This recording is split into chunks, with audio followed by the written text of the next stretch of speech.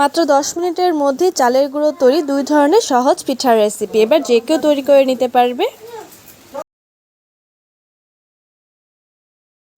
মাত্র 5 মিনিটের মধ্যে নরম তুলতুলে কিংবা ক্রিস্পি দুই রকমভাবে সেটা রুটি তোমরা বানিয়ে নিতে পারবে। আর এক একটা রুটি হতে কিন্তু 30 সেকেন্ডের থেকে বেশি সময় লাগবে না। তো তোমরা বুঝতেই পারছো শুধুমাত্র 5 মিনিটের মধ্যে ঠিক কতটা রুটি তৈরি করা যাবে। আশা করছি ভিডিওটি তোমাদের ভালো লাগবে। আর এইভাবে চিড়া রুটি তৈরি করলে কিন্তু বারবার প্যানের মধ্যে তেল দেওয়ার কোনো প্রয়োজন নেই। এমনিতেই রুটিগুলো খুব সহজেই উঠে আসবে, একটাও কিন্তু প্যানের মধ্যে আটকে যাবে না। তো অবশ্যই ভিডিওটি সম্পূর্ণ দেখার জন্য অনুরোধ রইল। তো এই চিড়া রুটি তৈরি করার জন্য আমি এখানে হাফ কাপ মতো চাল প্রায় 4 থেকে 5 ঘন্টা আগে জলে ভিজিয়ে রেখেছিলাম। তারপর চালটাকে বেশ পরিষ্কার করে ধুয়ে নিয়েছি প্রায় 4 থেকে 5 বার জল পাল্টে পাল্টে। এবার একটা মিক্সার জারের মধ্যে চালটাকে দিয়ে দেব। চালটাকে কিন্তু বেশ ভালো করে ভিজিয়ে রাখতে হবে। যদি চালের মধ্যে দানা দানা থেকে যায় তাহলে কিন্তু এই চিটা রুটিগুলো ভালো হয় না, যদি তোমরা সফট করে খেতে চাও। আর যদি একটু ক্রিস্পি খেতে চাও সেক্ষেত্রে চালটা একটু কম ভেজালেও চলবে।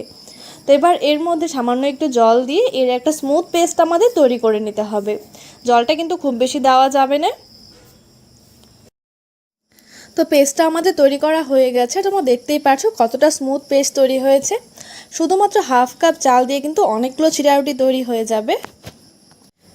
এই চালের ব্যাটারটার কনসিস্টেন্সিটা তোমরা দেখতেই পাচ্ছ ঠিক কেমন হয়েছে। যেমনটা আমরা চিতই পিঠার জন্য ব্যাটার তৈরি করি তার থেকে একটু পাতলা, খুব বেশি পাতলা না।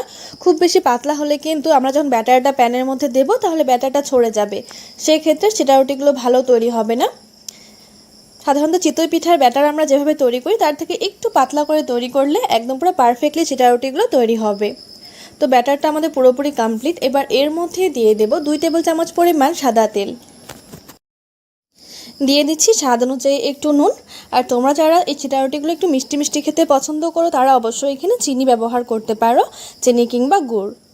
তো এবার এই তেলটাকে ভালো করে কিন্তু এই চালের মিশ্রণের সাথে মিশিয়ে নিতে হবে। তোমরা তেলটা ছাড়াও করতে পারো, কিন্তু এই তেলটা দিলে কি হবে, বারবার যে আমরা প্যানের মধ্যে তেলটা ব্রাশ করতে হয় সেটা করতে হবে না। ব্যাটার পিঠাগুলো খুব সহজেই কিন্তু উঠে আসবে। আর খেতেও অনেকটা সুস্বাদু হবে, অনেকটা মুচমুচে হবে এই তেলটা যখন আমরা ব্যাটারের সাথে মিশিয়ে নেব। তেলটাকে ভালো করে মেশাতে হবে। এই ব্যাটারটার মধ্যে তেলটা দেওয়ার ফলে দেখো ব্যাটারটা কিন্তু অনেকটাই স্মুথ আর গ্লসি হয়ে গেছে। এবার আমরা এখানে একটা বোতল নিয়ে নিয়েছি, যে কোনো বোতল তোমরা নিতে পারো। এবার বোতলের ঢাকনা থেকে 4 থেকে 5টা ছিদ্র করে নেব। তোমরা এর থেকে বেশিও করে নিতে পারো। তারপর এই বোতলের মধ্যে মিশ্রণটাকে ভরে নিতে হবে যাতে করে রুটিগুলো তৈরি করতে খুব সহজ হবে। অন্যদিকে আমি একটি প্যান বসিয়ে দিয়েছি গ্যাসের চুলায়। এবার প্যানটাকে ভালো করে গরম করে নেব। প্যানটা পুরোপুরি ভালো করে গরম হয়ে আসলে খুবই সামান্য পরিমাণ একটু তেল ব্রাশ করে দিতে হবে। যদি প্রথম রুটিটা তৈরি করছি তারপরে কিন্তু আর তেল ব্রাশ করার কোনো প্রয়োজন পড়বে না, যদি তোমরা ননস্টিকের তাওয়া নাও। আর যদি লোহার কড়াইয়ে কিংবা এমনি লোহার তাওয়াতে তৈরি করো সেক্ষেত্রে সামান্য একটু তেল ব্রাশ করলেও চলবে।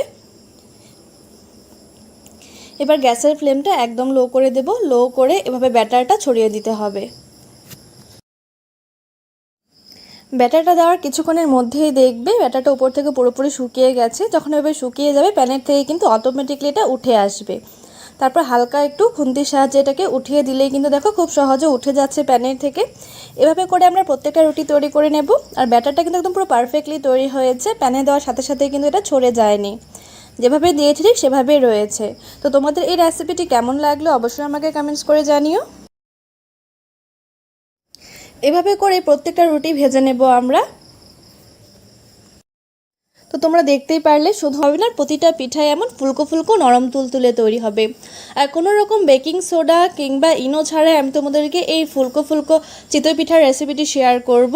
তো সবার প্রথমে আমি এখানে হাফ কাপ চাল প্রায় 2 থেকে 3 ঘন্টা আগে জলে ভিজিয়ে রেখেছিলাম। আমি এখানে আর আমরা মিক্সার জার নিয়ে নিয়েছি। মিক্সার জারে এই চালটাকে দিয়ে দেব।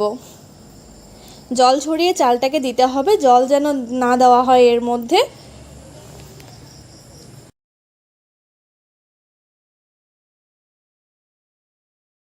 আমি যেহেতু এই চিতই পিঠাটা ইনস্ট্যান্ট তৈরি করব, ওই ব্যাটাটাকে বানিয়ে ভিজিয়ে রাখবো না অনেকক্ষণ, তাই এর মধ্যে উষ্ণ গরম জল একটু ব্যবহার করছি। খুবই সামান্য একটু গরম জলের মধ্যে ব্যবহার করব। এতে করে চালটা কিন্তু আরও বেশি সফট হয়ে যাবে। তো খুব বেশি সময় ধরে চালটাকে ভেজানোর প্রয়োজন পড়বে না। তো খুবই সামান্য পরিমাণ জল দিয়েছি, জলটা কিন্তু খুবই সামান্য পরিমাণ দিতে হবে। এবার এটা স্মুথ পেস্ট আমাদের তৈরি করে নিতে হবে। তো পেস্টটা আমাদের তৈরি করা হয়ে গেছে, আর তোমরা দেখতেই পারছো কতটা স্মুথ হয়েছে।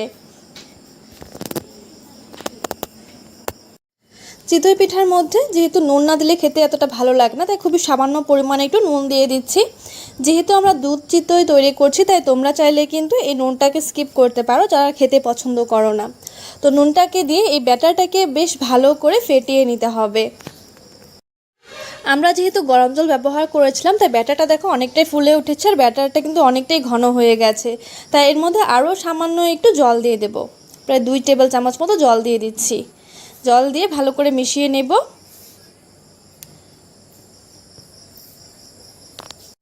যত বেশি এই ব্যাটারটাকে ভালো করে ফেটা হবে, ততই কিন্তু আমাদের চিতই পিঠাটা একদম নরম তুলতুলে আর ফুলকো ফুলকো তৈরি হবে। তাই এই প্রসেসটা কিন্তু খুব জরুরি, একটু সময় নিয়ে করতে হবে, যেহেতু আমরা এর মধ্যে কোনো রকমের বেকিং পাউডার কিংবা ইনো ব্যবহার করব না। তাই ফুলকো ফুলকো তৈরি করার জন্য অবশ্যই একটু ভালো করে ফেটিয়ে নেব। তো আমাদের চিতই পিঠার ব্যাটারটা একদম পুরোপুরি রেডি হয়ে গেছে। তো এবার আমরা গ্যাসের মধ্যে একটু বসিয়ে দিয়েছি। এই মাটির সরাটাকে কিন্তু বেশ ভালো করে গরম করে নিতে হবে, যতক্ষণ না পর্যন্ত এর থেকে পুরো একদম ধোঁয়াও বের হচ্ছে। তো এর মধ্যে খুবই সামান্য একটু তেল ব্রাশ করে দেব, যাতে পিঠাগুলো খুব সহজেই উঠে আসে এর মধ্য থেকে। অনেকেই কী করে, পাত্রটা ভালোভাবে গরম না করে কিন্তু চিতই পিঠার ব্যাটারটা দিয়ে দেয়, যার ফলে পিঠাগুলো ফুলে ওঠে না এবং শক্ত হয়ে ওঠে। তাই এই প্রসেসটা কিন্তু অবশ্যই জরুরি। প্রথম দিকে একদম পুরো ভালো করে গরম করে নিতে হবে। তারপর যখন আমরা ব্যাটারটা দেব, তখন গ্যাসের আঁচটা একদম পুরো লো করে দেব, লো টু মিডিয়াম করে রাখতে হবে। লো টু মিডিয়াম করে রেখে অল্প অল্প ব্যাটার আমরা এর মধ্যে দিয়ে দেব।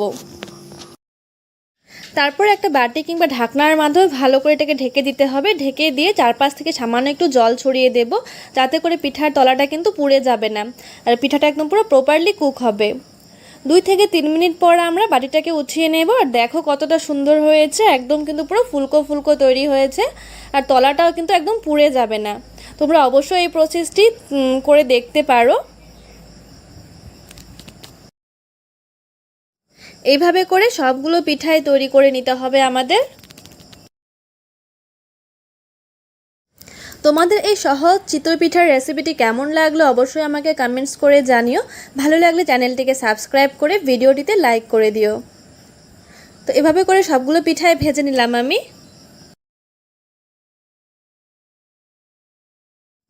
তারপর অন্যদিকে আমি এখানে দুধ চিতই তৈরি করার জন্য প্রায় 1/2 লিটার মতো লিকুইড মিল্ক নিয়ে নিয়েছি। তোমরা চাইলে গুঁড়া দুধ দিয়ে করতে পারো।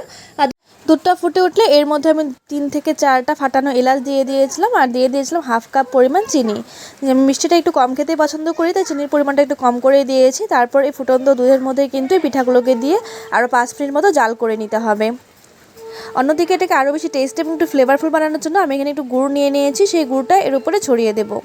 ভিডিওটি শেষ পর্যন্ত দেখার জন্য অনেক অনেক ধন্যবাদ।